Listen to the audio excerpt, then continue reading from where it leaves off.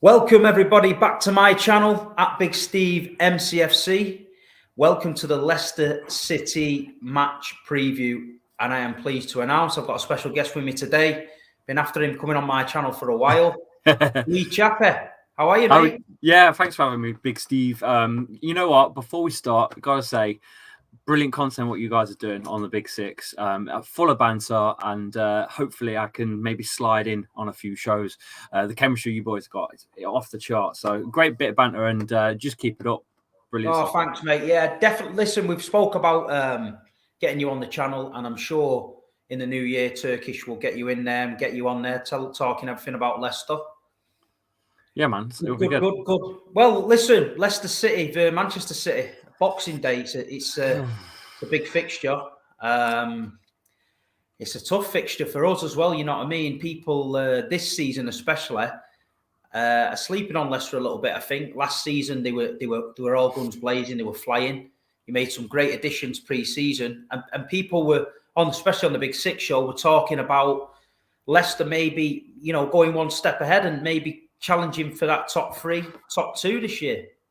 You know what I mean? It's not quite worked out like that. I know you've had a few COVID-related issues recently, but I mean, what's gone wrong, man? Yeah, I think it all started from the moment Wesley Fofana got his leg broke in pre-season.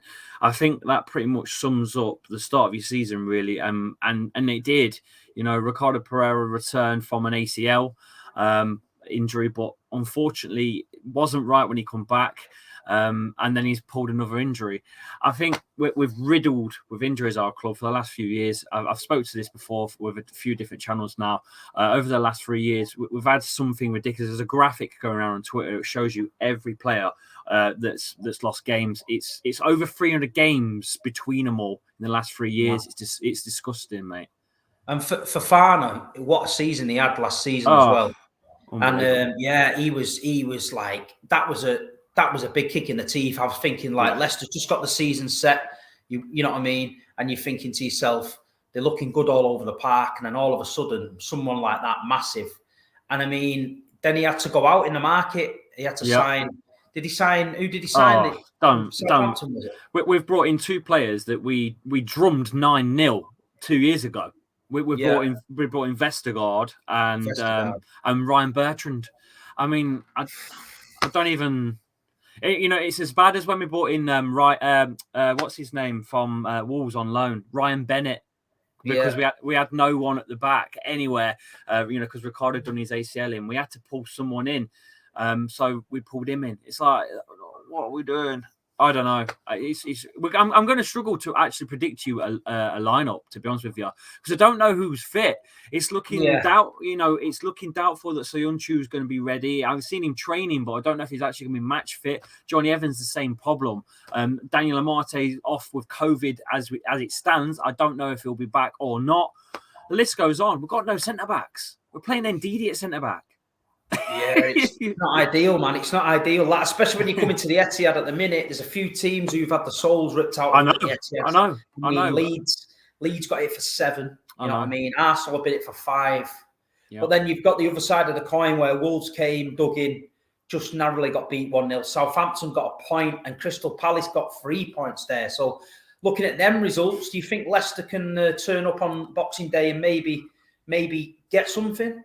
Well, the last Premier League game we played was obviously a couple of weeks ago, because we've had 2 games postponed, but it was against Newcastle. We beat them 4-0 as well. Yeah. And I got to say, Yuri Tielemans returned from an injury for that game. His first game properly back, because he did come in for a few minutes against who did he come against? Napoli in the Europa, which we won't talk about. He looked absolutely fantastic. James Maddison's on form as well, finally, after probably 18 months of really doing nothing, firing blanks. He's getting assists, getting goals. He just looks good, and when James Maddison's firing, Leicester do well up top. Without key players like Yuri Tielemans and Maddison, either injured or out of form, we just lack that extra quality that we need. So with those players back, Patson Daka potentially up top, maybe could still get some goals against you boys. Oh yeah, listen, Leicester's not done too bad against us recently. You know what I mean? It is what it is. I've got to touch on Tielemans because for me, I think he's a fantastic player and he's impressing me year by year. He just came in there, he gets about his business well. He's adding goals now to his game. Do you think you can keep hold of him? And do you think you can keep hold of your manager? Because recently, especially with the Man United job, Brendan Rodgers' name was thrown right in the mix. I mean, I don't know why Brendan Rodgers would want to leave Leicester City, a well-run club, to go to a shithole like Man United. But I'm putting it out there, you know what I mean? Some mysterious things happen in football. I mean, were you getting a bit worried thinking Brendan might leave? You know what I mean? I really don't think he would go United. I really don't see it. I don't see it. He's been at Liverpool. I just don't see it. I'm sorry, but I don't see him as a Man United manager. I just don't. But do you think it's affected him, or do you think it's easy for people to throw a little downturn in form, ignore the injuries, and think, oh, it's because Brendan's head was turned by the United job, or I don't think so. Think, you know, he's getting on with business there. Is everyone happy with Brendan there? I am. Majority of Leicester fans. I can't read out a tweet for you right now because I did it yesterday for you because I knew I was going to do this. Let me just get you some comments of this because it's true. Here we go. So my tweet was, out of 10, what would you rate Brendan Rodgers' 3 years at Leicester? And these are some of the replies. So we've got 9.5 up until the start of this season, a 7, at least 8, 2 trophies and European football, as good as it gets without massive further investment. But I'd sooner the King Power stayed in charge and celebrate any trophy win or European campaign as a bonus. Seeing the scores here makes me wonder why the Rodgers out brigade are about. Where are they? Look at the scores: 8.5, 9.5, 9, 8.5. Everyone's happy with Rodgers here. There's probably a very few fickle that are not happy with it. It's like, how can you not be happy? We've had 2 top 5 finishes. We've been 5th twice. Yes, we dropped out Champions League twice, but we've not had a full squad ever. Under his leadership, we've never had a full squad. Won you the FA Cup? Won the FA Cup for the first time in our history. It was actually you boys that beat us in our only final in the 60s. Yeah, you beat you. You won 67? Was it 67? I think it was. Whenever it was, don't matter. Yeah, the Charity Shield as well. Community Shield. I mean, I went to the game at Wembley against Leicester, and I stayed over in the hotel next to the ground, and I bumped into Matty Elliott and a few of the Leicester old boys in there. Yeah, and I've got to be honest. Seems like a good vibe around the club. I've seen a lot of ex-players there representing the club. A lot of the fans were there. I was talking to some executives of Leicester, and looking at Leicester from the outside, the whole club looks like a well-run club, and I get a good vibe from the place. You know what I mean? I think the people that are running it only want the best for the team and for the supporters and that, and it's very rare to see. You see a lot of these teams get bought out. They get the life sucked out of them. The community gets affected by it, and they take away a football club from a community, and it affects a lot of people's lives. But with Leicester, obviously, with you winning the Premier League, and then you had the tragedy of the chairman, God bless his soul, and then you've bounced back and to win the FA Cup, and it's like it must have been a roller coaster for you guys. I think I've been on a roller coaster watching City, but you guys have been on a bit of one as well. Yeah, it's been mad as a Leicester fan for my whole life. Watching us go up and down, yo-yo in the old Division 1, now the Championship, back into the Prem, and then the low points of League 1. I mean, you boys have had the same situations. You've had obviously the takeover now, many years now, but like when our owners came in I think it was 2009, 2010 when they came in, they kind of set ambitions for this club, and they've achieved everything that they say they want to achieve. They said they want to be, pushing in that top 6 boundary. They won the flipping Premier League. They say they want to have European football. We've done it twice. You know that season you won the Premier League, right? I honestly think that every team in that league that season shown you disrespect, because I think they, instead of changing their tactics, knowing they were playing Leicester, who were flying high, I think they thought, we're not scared of Leicester. They're not going to do that to us. And before they even knew about it, City did it at the Etihad. We thought we were too big for you. We thought we were going to smash you up. And before we knew it, Riyad Mahrez and that was turned us inside out next minute. And this seemed to happen week in, week out. And then before we knew it, you'd won the league. It was the greatest fairy tale I've ever seen in top We won the league at the Etihad 3-1. That game, we won. That was the I was cocky. I was cocky that going into that game, and I had the same mentality as probably most coaches, and thought, you know what, this team are on a bit of a run. They're not good enough to win the league. Let's sort them out. But they proved me wrong, mate. I think sometimes stars align, and I think at the same time, I think a lot of players just peaked in their career at the same point. Yeah, and it just worked, and it just happened. It's just one of those. What's the general thoughts around Riyad Mahrez now at Leicester? Look, Leicester fans we're not like how we are with Ben Chilwell. Like we don't hate Riyad Mahrez at all. Chilwell's a different thing altogether. He doesn't respect anything to do with Leicester whatsoever. He's a product of us. He's an academy lad from us. He's got no respect for Leicester at all. The man did a press conference, wanted to score past us in the FA Cup final. And he did, and it got ruled out. So Mahrez for me, it's just the way that he went out. He really had the arse and didn't want to play. Played, didn't put his full commitment into the last few games. He just had his head down all the time. The man left his international Algerian side to get the move. Yeah, he did. He did. Do you leave your country, men, to go and get your club move? I mean, I don't know. It was weird. It was a weird one for us as well. You know what I mean? But great player. Great player. Well, he's playing well now. He's playing well now. He didn't go rosy for him at the beginning. A lot of City fans was criticising him, but I think he was used to being the main man. And I think when he comes to City, you're not, are you? You're not. He wasn't, and he was frustrating a lot of players with his trickery at the wrong times, and people were getting the ump with him. He did that at Leicester, though. He did that at Leicester. But the thing is, when you only notice these things when you are the fan of the club that he plays for. If you're an outside fan and you're watching highlights, you get to see all the glory, spectacle of Riyad Mahrez's, finesse and all this that he does, flip flaps and stuff. But if you're an actual fan, you see 90 minutes of the failures that he does, which aren't clipped and shown. Yeah, I agree. I've seen plenty of them. I've seen them getting on his back. But now I think Pep's got a grip of him and he's took that out of his game. He brings the ball down better than anyone I've ever seen in world football. And then he's very, very direct with it now. And at City, he's got to be. He can't be overstepping and taking over the player 3 times because it just won't work. But no, he's been a breath of fresh air for us the last couple of seasons. And another player that was a favourite of mine, who's now at Leicester, is Kelechi. What do you think of him? Well, I'm going to hold my hands up here. I thought you boys seen us coming at first. I thought you boys seen us coming. 24, nearly 25 mil. And, oh, gosh, everything he did, I thought, oh, my God, we've got another. Do you remember Eddie Akinbaye? That we Of course I do, yeah. worst signings we've ever had. I thought we were on to even worse here.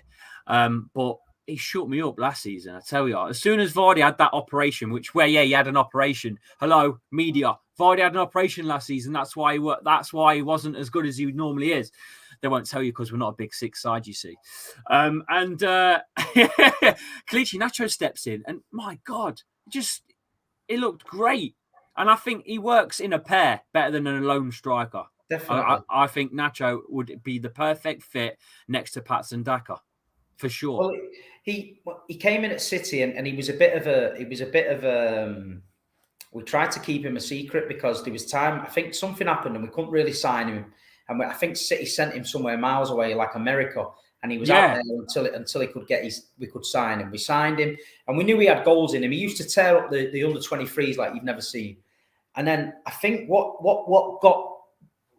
happened to him is we signed Gabriel Jesus, and there was a training session that I seen a clip from, and Jesus smashed him all over the park. He knocked him flying, and Kelechi just seems a nice kid, and Jesus was very aggressive in the training session. And somebody put, this is the end of Kelechi. He said, Pep raving about this Gabriel Jesus now. And then all of a sudden we sold him. I mean, City fans love Kelechi Iheanacho, you know what I mean? He's a great guy. He's a nice fella. And last season when he was doing so well, You know what I mean? It was great for me, for us as City fans to see that. You know what I mean? Yeah, because didn't you have a buyback clause at one point? Yes, I think we let it expire. Yeah. I mean, he's a good player, I think. I was worried. When I read that. I thought, they can have him back. You watch. Yeah, well, there was talk of it at one point, but... There was, yeah. We let it go. So, moving on to the game on Boxing Day. Obviously, this season's been a bit up and down for you. I think you're 9th in the table. You know, it's we're going into the game top of the league on a great run of form. I mean, looking at the Manchester City side, is there anyone who stands out? I know this is a bit of a daft question because they're all playing well, but is there anyone who you really, really rate in the team and you hate playing against him? I think Ruben Diaz is one of the best signings for you boys. Jack Grealish is a bit of a flop though at the minute. I think he's got time to show what he's all about. Week. He took Phil Foden out on the beer after the Leeds game, and they both got dropped. Yeah, I think he's more interested in the ladies than the football, mate. But look, at the end of the day, he was a big fish in a small pond, I suppose. A bit like some of the boys that have left Leicester, you know, when won the league. Jack Grealish, massive for Villa, but maybe just another fish, so to speak, at Man City. I don't know. You know what happened with Jack? Just a quick one. I think we bought him because we thought Bernardo Silva was leaving. So Bernardo Silva leaves, and then Jack Grealish comes in, plays in the middle with De Bruyne, everything's rosy. Bernardo decides to stay and then turns into this superhuman and starts playing beyond the realms of football. And now Pep Guardiola's got a serious problem because he's got £100 million midfielder. He can't get in the team, so he's having to pigeonhole him out on the left, which is not benefit to Jack. But the only good thing with Jack is, you know, it's not like, say, someone like Everton had spent 100 million on Grealish and he has to perform because they've spent 100 million. With us, he don't have to. He got dropped. The other game, we never missed him. And listen, if he doesn't knuckle down at Man City under Pep Guardiola, he'll be out the door and he'll regret it for the rest of his life. The thing is, though, mate, a talent like Jack Grealish, he's still going to get in the team or even on the bench, and he is that good. And I'm looking at your bench now, and I'm thinking, my God, crazy, isn't it? We're toast. You've got like a top sort of 6 side on the bench. Do you know what I mean? It's frightening. You must be living the high life as a City fan now. It must be mental. I said it on my match review the other day for Newcastle, me preview after the game. I'm just privileged and I'm just honoured that I can watch this kind of football. I get up the match day. I've got a spring in my step. I got in the car on Sunday. I drove to Newcastle on my own. It was on the TV. It was freezing. I could have stayed at home, watched it. Didn't do it. Drove to Newcastle on my own. Went there, watched the game, loved it. Come home, watch the game again. And just at the minute, I know that football can change very, very quickly. So I'm taking nothing for granted. I'm enjoying every single game I can possibly enjoy, because there's going to be a period where Manchester City aren't at the top and we've got to rebuild, or we might make a wrong decision and when it might throw us back a few years. I'm ready for that. But at the minute now, this football I'm watching is the best I've ever seen. And Pep Guardiola, best manager I've ever seen. As a City fan at the minute right now, it's just dreamland, mate.